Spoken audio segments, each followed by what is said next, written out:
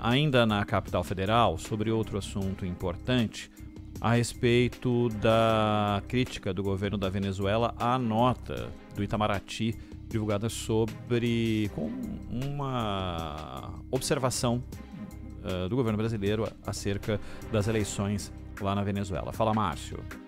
O Ministério das Relações Exteriores não vai responder à nota publicada pelo governo da Venezuela criticando o posicionamento do Brasil em relação ao pleito eleitoral no país vizinho, marcado para o dia 28 de julho. No texto, o regime de Nicolás Maduro reclamou do posicionamento brasileiro e que o pronunciamento oficial do Brasil é intervencionista, nebuloso e parece ter sido ditado pelo Departamento de Estado dos Estados Unidos e que repudia o que classificou de declaração cinzenta e intrometida. O governo da Venezuela disse ainda que tem mantido uma conduta fiel aos princípios que regem a diplomacia e as relações de amizade com o Brasil e que não emite juízos de valor sobre os processos políticos e judiciais que ocorrem em território brasileiro. O prazo para que os candidatos se inscrevessem no Conselho Nacional Eleitoral acabou na última segunda-feira e a oposição venezuelana não conseguiu protocolar o nome da candidata Corina Lloris. Após muita pressão, o colegiado concedeu um novo prazo e homologou a chapa da Plataforma Unitária, partido de Corina.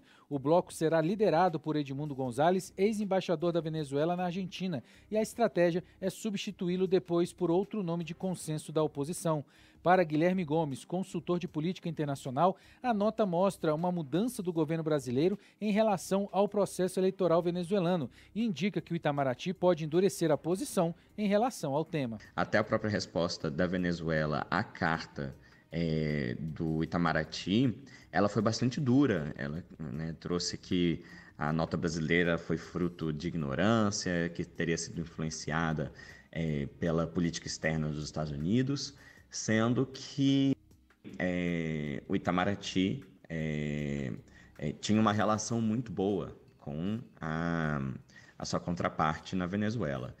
O Itamaraty mudou o tom e reagiu ao bloqueio da candidatura da oposição, lembrando que não pairam sobre ela decisões judiciais que justifiquem a medida. O governo brasileiro disse que vê com expectativa e preocupação o processo eleitoral na Venezuela, cobrou explicações oficiais e afirmou que o impedimento da principal candidata da oposição não é compatível com o Acordo de Barbados, que prevê a realização de eleições em 2024 e a libertação de opositores presos. Além disso, afirmou ainda que o Brasil está pronto para, junto com a comunidade internacional, cooperar para que o pleito anunciado constitua um passo firme para que a vida política se normalize e a democracia se fortaleça na Venezuela. Se o Itamaraty se posicionasse de novo, seria a resposta da resposta e decidiu não fazê-lo após esse posicionamento a partir do governo venezuelano. Zaidan. E a nota da chancelaria da Venezuela, ela precede uma segunda nota em que há um elogio ao Lula por ser contra as sanções. E essa é uma posição correta, porque as sanções atingem o povo da Venezuela. Não atingem o Maduro, não atingem os generais que mandam na Venezuela, mandam inclusive no Maduro, que hoje controlam a PDVSA, que hoje controlam o mercado de ouro venezuelano. A economia venezuelana, que aliás não tem nada de socialista, nada. Inclusive, os movimentos operários foram esmagados pela ditadura militar que é na Venezuela, mas que usa a marca de fantasia de ser uma república socialista. Não é. Tem nada de socialista, nada. A economia, inclusive, tem muito mais semelhança com a organização fascista da economia. Agora, as sanções, elas apenam o povo da Venezuela. Não o Maduro. O Maduro continua sossegado, comendo bem, gordo, sossegado, tranquilo. Não passa por privações. As sanções atingem o povo da Venezuela. E não resolvem, não vão derrubar o regime.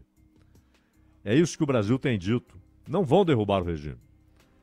Agora, quanto a essa nota criticando o Itamaraty, dizendo que o Itamaraty fez um comunicado cinzento e intervencionista, não tem nada de intervencionista, porque quem resolveu participar da reunião em Barbados foi o governo da Venezuela.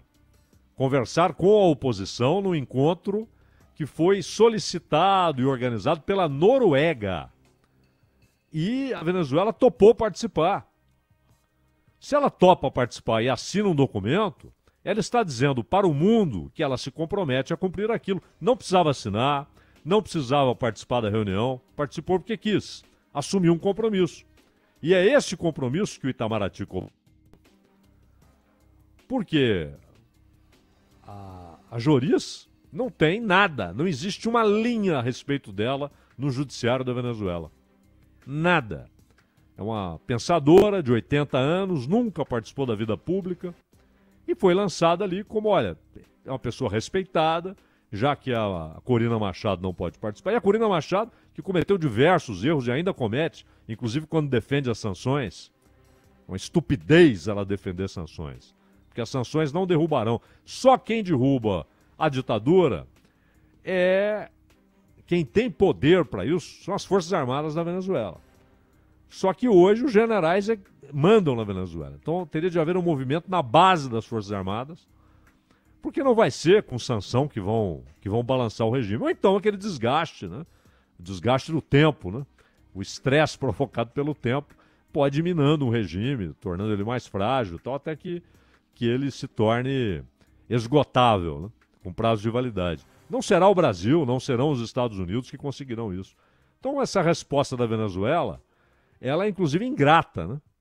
Porque exatamente o Itamaraty, o governo brasileiro, tem combatido as sanções. E pedir que haja respeito ao Acordo de Barbados é o mínimo. A Venezuela assinou o acordo e agora está dando uma banana para o acordo, né, Ronaldo? E o governo brasileiro, quando teve esse posicionamento, teve que assumir o ônus desses próprios posicionamentos, né, Zaidan? Com Claro. toda a grita que cerca isso, né? Claro. É lógico que as pessoas falam, não, porque a nota é porque o governo está perdendo popularidade. Parem de bobagem, né? Como se esse tipo de coisa tocasse na popularidade. Como se a maioria da população brasileira fosse ter o seu humor variando de acordo com a situação na Venezuela. E aí fala, não, ele apoia a autocracia russa. Isso demonstra uma ignorância tremenda, né? Se ele estivesse apoiando a Ucrânia, estivesse apoiando a política de guerra dos Estados Unidos, ele estaria com a popularidade alta. Olha, tenha paciência, né? A Maria Eugênia Cottait tem um destaque.